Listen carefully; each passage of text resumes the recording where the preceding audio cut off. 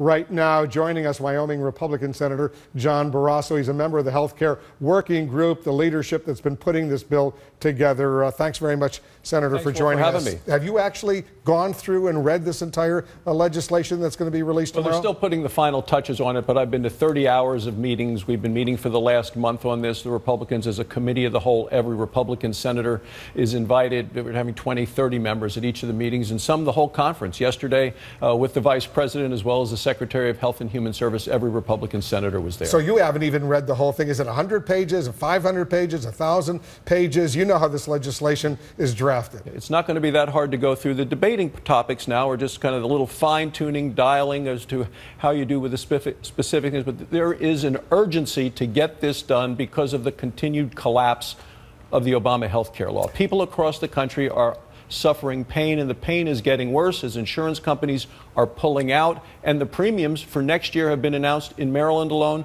they're requesting premium increases of 58%. So you know the president, who initially liked the House-passed bill, now says it's mean. He uses that word. It's mean. Do you agree with the president? What emerged from the House of Representatives, the health care bill, is mean? No, but the Senate is passing and working on a different bill. With completely different. We are writing our own bill. Then that will be, the goal is, and I hope and I think and I plan to work to get it passed through the Senate, that actually does a number of things. It completely protects people with pre-existing conditions. I mean, I'm a doctor, practiced medicine for 25 years. My wife, Bobby's a breast cancer survivor. I know how critical it is to protect people with pre-existing conditions.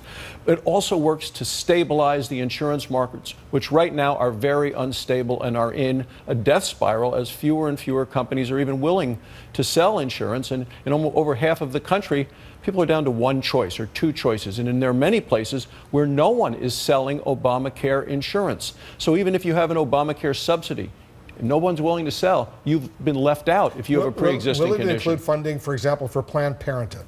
Well, we want to follow the House model there that federal money should not be used to pay for abortions.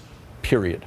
But Planned Parenthood does a lot of other things besides abortion rights for women, as you know. And we know in the state of Wyoming, as many states, there are lots of community health centers that can do all of those things other than provide abortions. In other states that can't have. I raise the question. Should be there for those other services. I raise the question only because you only have a 52-48 majority in the Senate. If you lose 3 Republican senators, no Democratic senator is going to vote for it. If you lose Lisa Murkowski and Susan Collins and one more because of Planned Parenthood funding, it's over as far as the Republicans are concerned.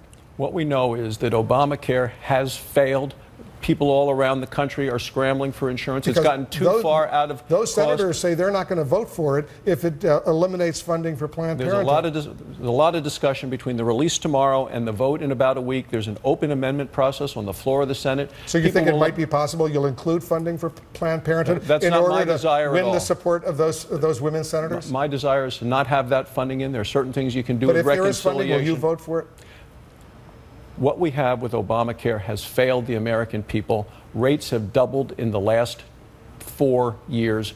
We need to provide relief for the American people in terms of the health care and the care that they need so they can get it from a doctor they choose at lower cost. That's my fundamental driver. In order to get the support from those women senators, if it includes funding for Planned Parenthood, will you vote for the legislation? And I'm telling you, we need to get to 50 votes. So the answer is yes? We're working with every member of the Senate to get to 50 votes, to get to consensus, to get something that we can pass to help the American people who are suffering under the Obama health care law.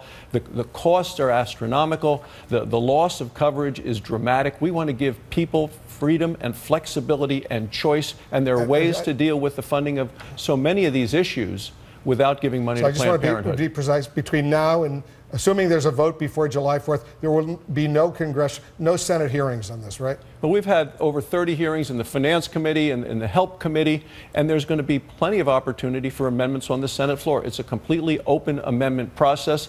The American people are going to be able to watch it all on C-SPAN, and that opportunity is coming. So people will know what's at risk. There are hearings in important legislation like this. There have been hearings. But there hasn't been any hearings since this new legislation is only going to emerge tomorrow. We're only going to see the draft for the first time tomorrow. Normally, you have a draft, then there are hearings, then there are revisions, there are amendments, and then there's a final vote on the floor. We have been having, first we know the Democrats are not willing to help us at all. They've made that very clear. Their goal is a single-payer health care system like has been passed by the California Senate.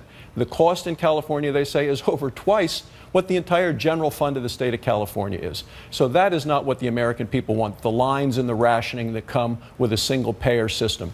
We're trying to rescue health care for the American people so people can get actual health care. There are lots of people with Medicaid cards now under Obamacare. But if you have a card and you can't get the care because a third of doctors aren't taking new Medicaid patients, that hasn't really helped. And I know you're a physician. This is a subject very, very close to your heart. We're looking forward to reading the legislation tomorrow. Thanks. Thanks, Will. Senator Barrasso, thanks so much for coming in. Thanks for having me.